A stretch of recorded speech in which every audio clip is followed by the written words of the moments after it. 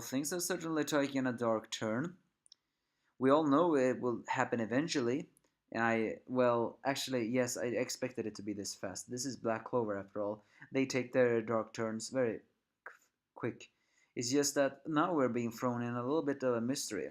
Are you saying that he is the one that is the Golden Dawn guy that is supposed to work for the White Knight Eye? I mean, we saw that in one of the first chapters that a Golden Dawn is supposed to work for the White Knight Eye, or was that just a note and just suddenly a miss that the author had forgotten? Who knows? Or again, is this just plain and simple inferiority complex that is just as twisted as the dark magic of the White Knight Eye? It seems to hint that it's the first one, the fact that it is something connected to all this. Yes, this is the Black Clover, chapter 127, and I am the Angry Myth and Despair reviewer. Langris unleashes his true power, which is actually such a ominous feeling that, according to Finral, the magic power is and the repulsive magic of the magic power is actually just same as the time the third eyes got their third eyes. So are you telling me Langris somehow practices ancient forbidden magic, or that he is something else? Of course, Finral knows that he is his younger brother, but how is not known. He unleashes his own. Finral unleashes his own grimoire and reveals apparently while they are brothers, they are not full brothers. Surprisingly, apparently they have different mothers. Huh. Once again, the noble system is actually a little bit corrupted. A man took two wives. Huh. I wonder why. I mean, that makes sense. Don't get me wrong. Sometimes a man needs to have more than one wife, but I'm just wondering why take another? Or maybe one of them is the child of a mistress? Maybe. It wouldn't surprise me if Langris is the child of a mistress. Who knows?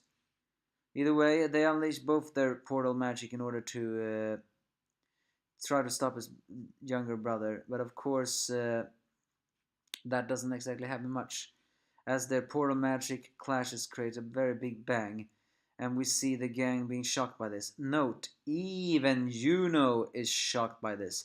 Well, as shocked as he can be, with his eyes wide open. It's worth noting that when Juno is actually shocked at something, then it should be serious. Unfortunately, the crystal crumbles in Finral's place, as he is completely knocked out and has many, many serious wounds. Holes through his legs, in part of his arms. Slight, very likely lost one of his ears and a part of his piece up there, and even in his entire body. So with that, the team funeral is over. Unfortunately, so is not Langris, as he still shows his sociopathy, saying that you cannot possibly win against him, as they all remember what people said about him in the young. Long time ago, even back then, people always said that that Finral was very kind, and apparently he had many friends, but Langris was always bad with people. Finral tried to be a kind brother and saying something like, "Come play with me." However, for some reason, Langris just simply rejected that. I mean, it's not exactly unknown for a fact that he can have evil cannot comprehend good. It's just that for some reason he just cannot understand how someone who was so inferior to him, at least what he thought was inferior, what could ever try to be nice to him. The only one who were nice to Langris were his mother and father, and that was only because he was superior. So I must win against him in everything I do. So is that implying that Langris is simply just twisted by hate for the fact that he surpassed his brother in looks, in popularity, in magic power, but he can never surpass him in heart and kindness and friendships? So, well, he is prepared to actually execute his own brother. Luckily, he is stopped by the three members of Black Bull who all have their gaming faces on. That was very serious. It's also worth noting that even uh, the that even Charmy enters her beast mode is actually prepared to attack. And when she is ready to prepare to attack, then you better run, my friends. Then you better run.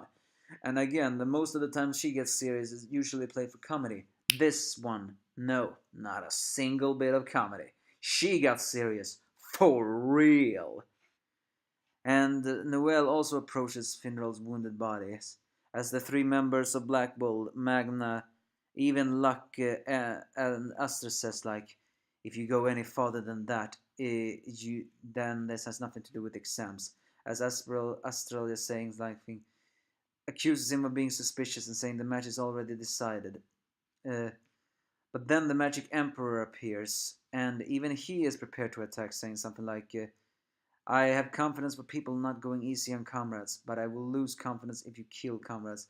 As the expert doctor tries to heal Finral, he Langris froze his villainous breakdown and saying like doesn't understand any of this. I mean, Asta saying like Finral is dignified, and even though he has pressure on his house, he is never harsh on anyone.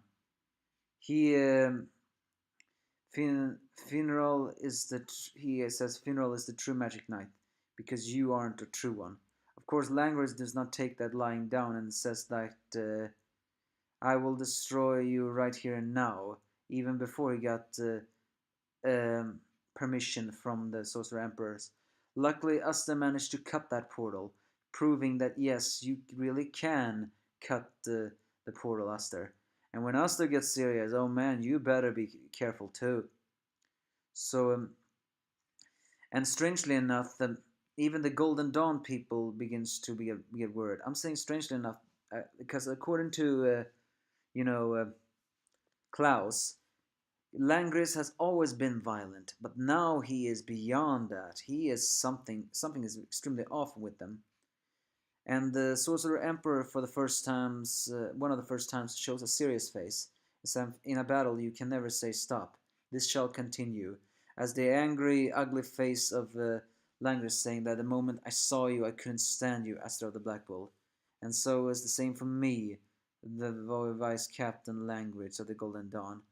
As Aster enters his demon face mode, the battle against these two people begins now. But yeah, Langris truly fell into sanity slippage here. Are you implying? Are you really implying that he is more than we said before? As I said in the beginning of this review, there is one chapter where one member of the White Knight I meet the gold member who is apparently has a Golden Dawn place on him. Are you implying that the rat among the Clover Kingdom is Langris?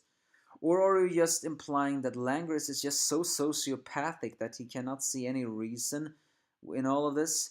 It appears to be more that maybe, yes, maybe he is a bit brainwashed. Again, he's showing an ominous aura that only those of the possessed third eye has shown. So what is going on? Who knows? I would prefer if Langers do not do a heel face turn. I just prefer he will face the humiliating defeat as he deserves. Then again, this is an unofficial match, so what will happen when Langers gets knocked out? Are you telling me that none of these teams will continue? Or will Funeral team continue after all? Who knows? All in all, this chapter, what was made this chapter very awesome was the comradeship. Every member of Black Bull that was near, even Charmy and Noel, approached Funeral's side. And the fact that the three guys, Aster, Magna, and Luck, entered. I mean, Luck may be a little smile freak sometimes, but and sometimes may show sociopathy, but he really does care for his friends. When they all appeared and were ready to fight, oh man, that was so awesome. So yeah, kick this arrogant guy's ass and show him and try and find out what the hell is wrong with him. Is it really that much of a sociopath, or is there something more? You give me your thoughts if you have any.